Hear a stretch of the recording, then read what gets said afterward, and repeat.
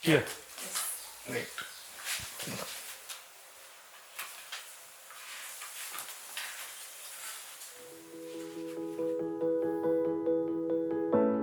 Well, you never called it agroecology during those times. So it was either natural farming or organic farming.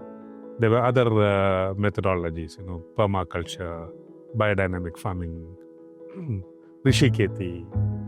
Now, if you ask me where did it all start, I would say it did not start, it was always there before the Green Revolution. So Green Revolution was not the starting of agriculture. It was in some sense the biggest problem with agriculture, end of agriculture as we knew it kind of. So one of the major problems of why agroecology has not mainstream is because the policies which the government created for the benefit of Green Revolution are coming in the way of agroecology. And it narrowed down agriculture from a very holistic approach to something which can be completely managed by a research system. That's all. Obviously, it disrupted the system and it dismantled it. But there's hundreds and thousands of farmers and perhaps organizations which escaped from this or kept away from this. And they were all there and largely in rain-fed areas. अपने परदादा लोग, हमारे पिताजी वैसे क्या है जंगल से संबंधित थे और जंगल के मतलब पेड़ पौधे की पत्तियां जो आती थी और गोबर के खाद होता था उसी से ही खेती करते थे। हम लोग जो पहले बाप दादी मन करते थे ऐसे ही कर रहे थे, जैसे गोबर का खाद या डारा बूटा का खाद ये पहले करते थे, वही वाला हम लोग करते थे पहले। In India, last 20 years, more than 20 years, I would say, we are going through a deep agrarian crisis.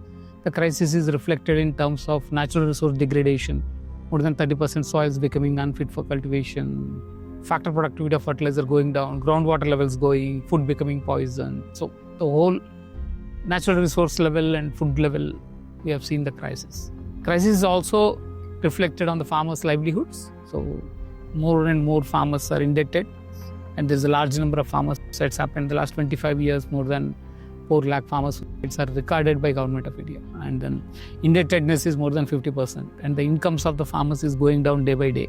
It's today, on average, less than 10,000 rupees per family per month, which is 1/3 or less than 1/3 of the lowest paid employee in the government. So the disparity is also growing. If you look at scaling that has happened, it's still I would say it's spread across the states, across the country, but it's still in simple language here and there. So you have sometimes large number of farmers having converted to organic and adopting, but sometimes small, sometimes sentinel, 1 or 2 here. And then you have, farmers doing here, but around them, they're still continuing to do pesticides and for whatever reasons. এখন আমরা জৈব পদ্ধতিতে চাষ করে ফসল উৎপন্ন করে যে বাজারে বিক্রি করব, বাজারজাত করব, বাজারে গেলে আনুপাতিক হারে তার মূল্যটা পাচ্ছি না। এর যতটা অর্থ ব্যয় করব তার থেকে চাইবো একটু বেশি শ্রম প্লাস অর্থ, কিন্তু তার সেই রকম পরিমাণ আমরা অর্থ পাই না এবং বাজারের পরিসরটাও আমাদের কাছে যথেষ্ট নয়। যার ফলে আমরা যে জৈব চাষ করি বাড়ির জন্যই করি আর অল্প স্বল্প অতিরিক্ত হলে সেটা বিক্রি করি। জীবন জীবিকা চালানোর মতো আমরা তৈরি করতে পারছি।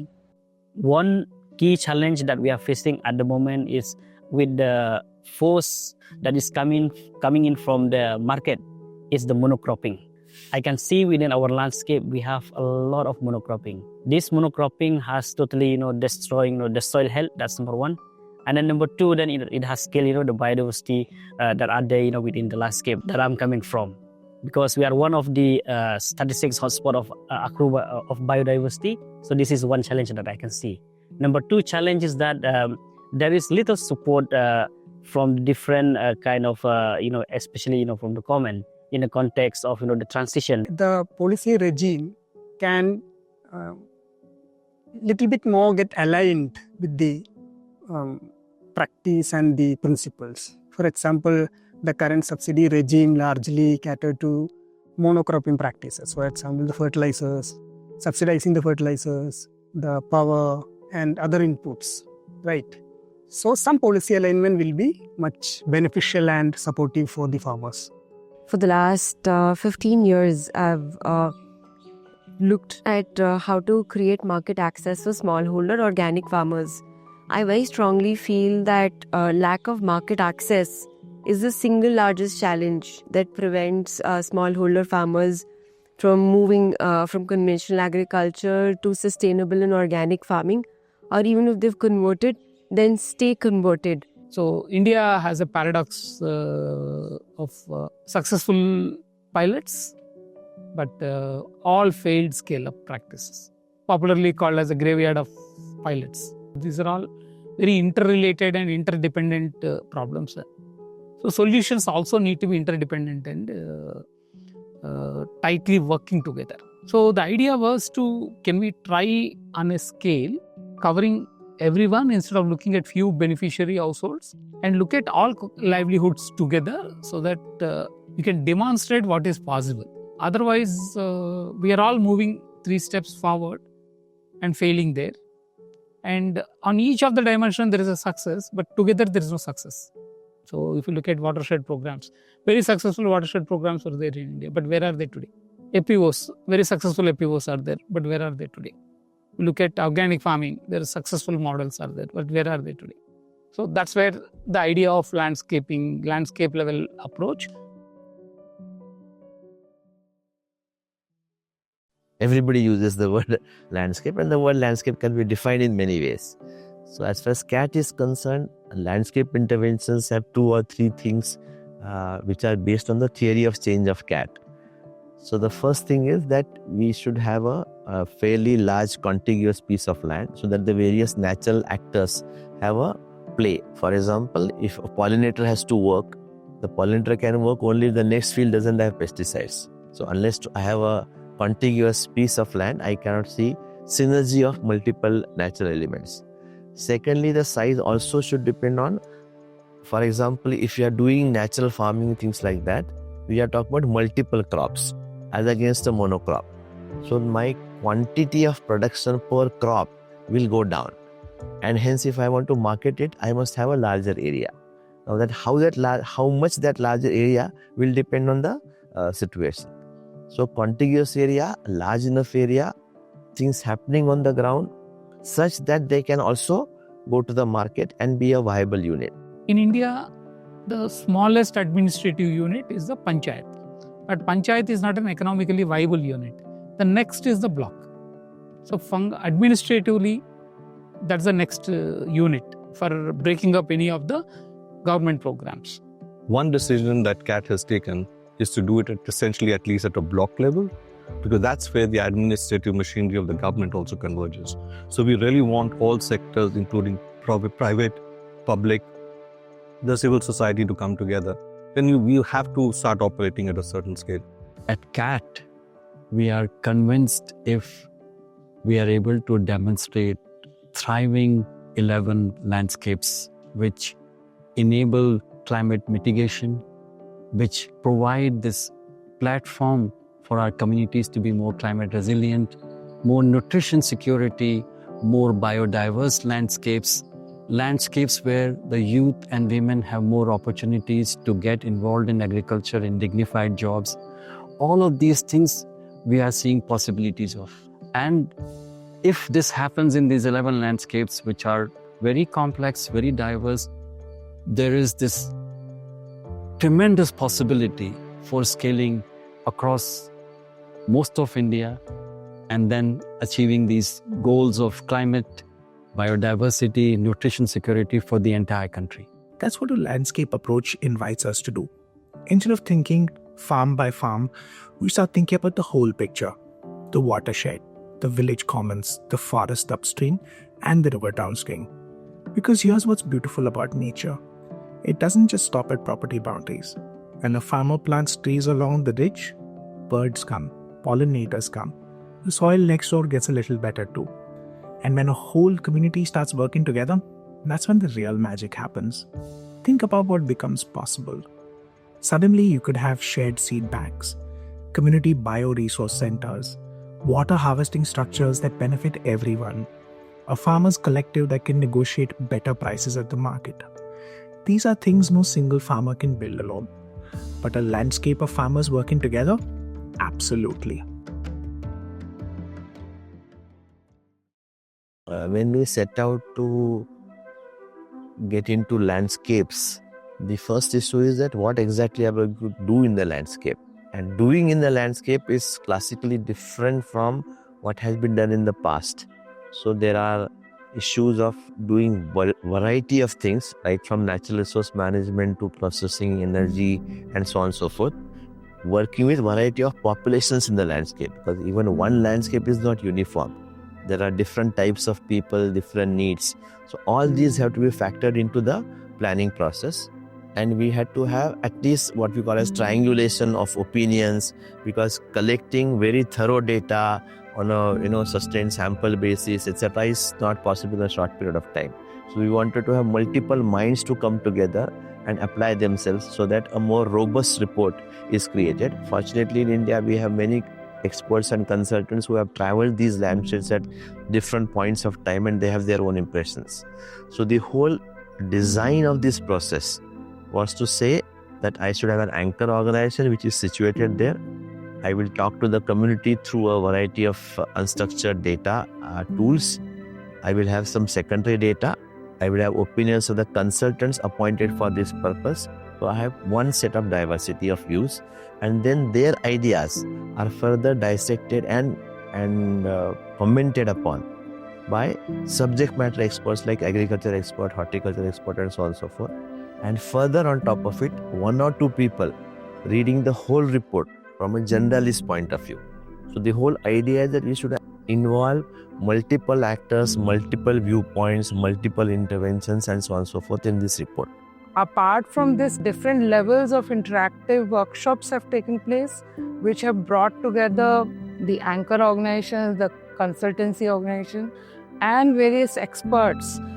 Me being one of them, I have attended few of these workshops, and where intense interaction between all these key stakeholders have taken place, which I think has enriched the planning process and the way different elements have been brought into the thinking process for this whole designing. Then we have developed tools for collecting primary data, which is of a qualitative nature from the community in a variety of different ways. How the livelihood has moved, how the diets have moved, how the agriculture has moved, and so on and so forth, to track what changes have happened, what people's needs are, what they are looking forward to, what their aspirations are. Then we try to develop the plan, and we also try to understand these how the problems are interconnected, how the solutions can also be interconnected. And we will also, now we are in a process that we also need to get back to the community again for validating that plan, that dekho ye aaya hai. So these are the things we understood from what you have told us, what you have shared us, and this is the package of practices. This is the package of transformative processes that we are designing,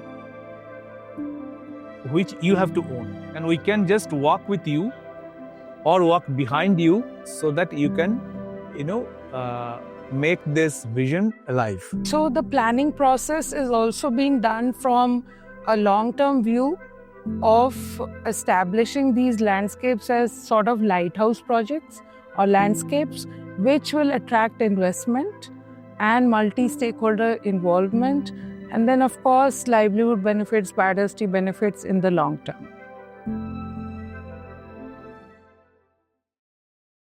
Everybody realizes that there is this need to change our food systems.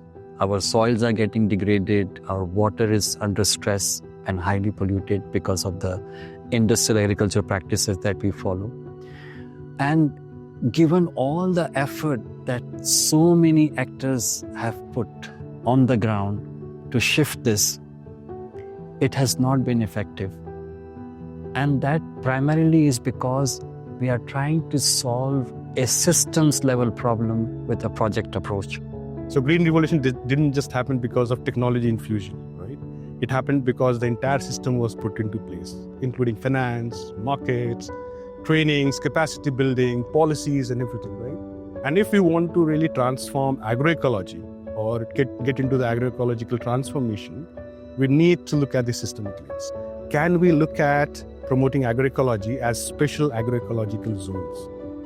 So that there is a system established in this zone, which basically means not only do we work at improving the production systems around agroecology, but also to look at in this landscape or in this special agroecological zone, so-called, can we facilitate and bring in finances required, debt finances, loans? Can we look at market actors coming into the picture? Can we look at facilitated policy inroads, for example?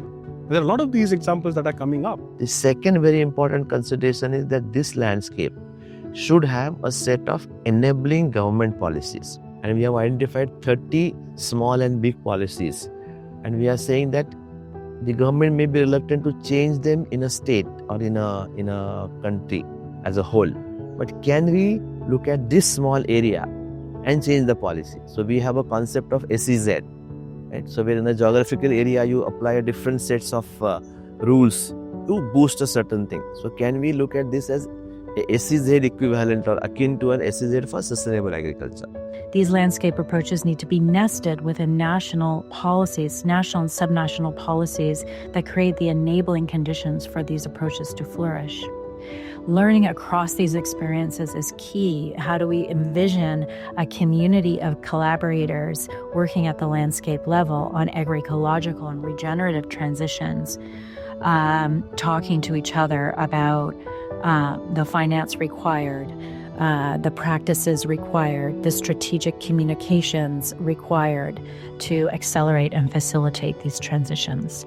To make this happen, we have to initially provide the cushion, the resources for farmers to be able to take the risk, and not just support in terms of finances, but in terms of capacities, in terms of the ecosystem elements that support farmers in their agriculture work.